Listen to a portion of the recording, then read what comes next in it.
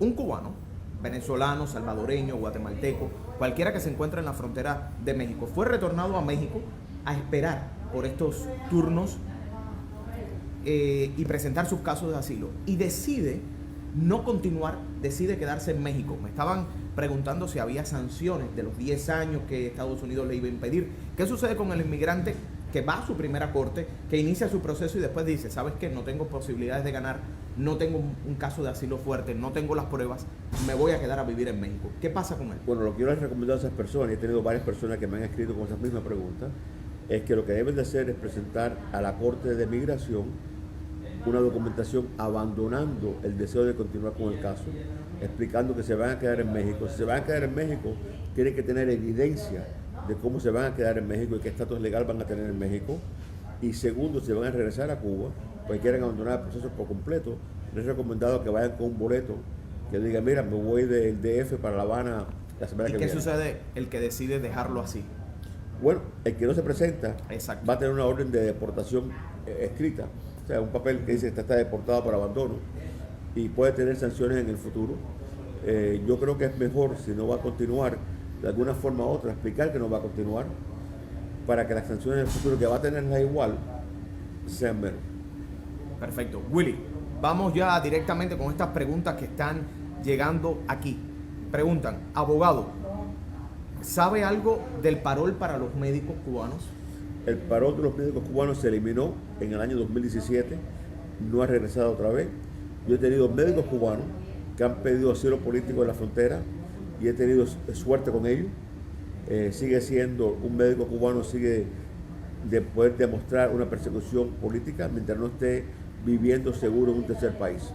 Aquí pregunta Mayra Llanes. Buenas tardes, Daniel. Tengo a mi hijo en el Centro Correccional Las Palmas, en Arizona, y ICE les dice que no hay más asilo político. ¿Sabe algo de esto, William? Eso no es verdad. Mira, parte de lo que hace el Departamento de Seguridad Nacional es quitar la esperanza de las personas. El asilo político existe y uno tiene el derecho de solicitar el asilo político. Lo que a lo mejor estaban tratando de decirle a ellos es que si no habían solicitado asilo político en otro país que cruzaron entre entrar a los Estados Unidos, están limitados a lo que pueden pedir en los Estados Unidos. Pero cualquier persona que esté en un centro de detención tiene el derecho de pedir fianza, tiene el derecho de pedir parol, aunque no se lo den, tiene el derecho de pedirlo, y tiene el derecho de presentar una petición de asilo, y tiene el derecho de pelearlo frente a un juez de migración. Willy, vamos a recapitular algunas de las medidas que ha aplicado la administración de Donald Trump, precisamente con el intento de desalentar esta inmigración. Sabemos que el MPP es una de ellas, sigue vigente. La otra es el tema de que le solicitaban a quienes venían aquí pidiendo asilo que demostraran que habían pedido un asilo en un tercer país. Correcto. Y que este había sido negado por un juez. ¿Esto sigue en pie? O no negado por un juez, pero por lo menos negado por un oficial de ese país. Eso todavía sigue en pie. ¿Hasta qué punto va a seguir en pie? ¿Hasta qué punto no va a ser retado en las cortes? Tendremos que ver. Los dos, el MPP y solicitar asilo en un tercer país, sigue siendo retado en las cortes federales de los Estados Unidos. No hay decisión final en ninguno de los dos casos, pero sí son parte de la política de este gobierno para desalentar la migración, también la separación de familia. Y está ocurriendo. Están separando familias. Están separando esposos y esposas. Lo están haciendo adrede. Es un plan para desalentar que las personas continúen en el proceso. Si a ti te dejan entrar a tu marido y se quedan con tu esposa y la devuelven a México, para ti te quita el deseo de quedarte aquí. Pues, ¿qué tú vas a hacer con tu esposa regresada a México? Si tu esposa entra y tú te quedas en México, ¿qué va a hacer tu esposa sola en los Estados Unidos sin el marido?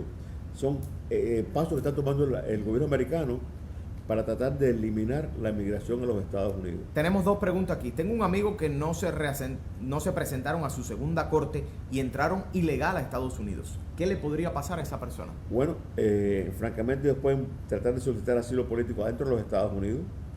Tuvieran que tener una buena excusa por la cual no se presentaron. También corren un riesgo que si son encontrados y detenidos por inmigración, los detengan y los deporten a su país. Tengo otra pregunta. Arlene Mesa, saludos. Mi hermana tuvo la segunda corte ayer y no la devolvieron a México.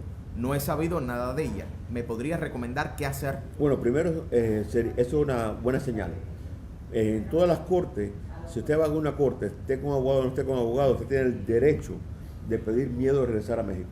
Entonces es posible, señora Mesa, que su hermana pidió un miedo de regresar a México, o no la han entrevistado todavía, o ya la entrevistaron y determinaron que tenía un miedo real de regresar a México y se va a quedar en detención en los Estados Unidos. Si eso ocurre, ella tiene un chance de poder quedarse y pelear su caso adentro de los Estados Unidos. Pero también ha ocurrido que puede demorar 1 o 2 días para entrevistar a las personas. Una vez que las entrevisten, determinen que no tienen miedo real de regresar a México, las regresen a México. Vamos a esperar que con su hermana lo que está ocurriendo es que demostró el miedo de regresar a México y se va a quedar en los Estados Unidos.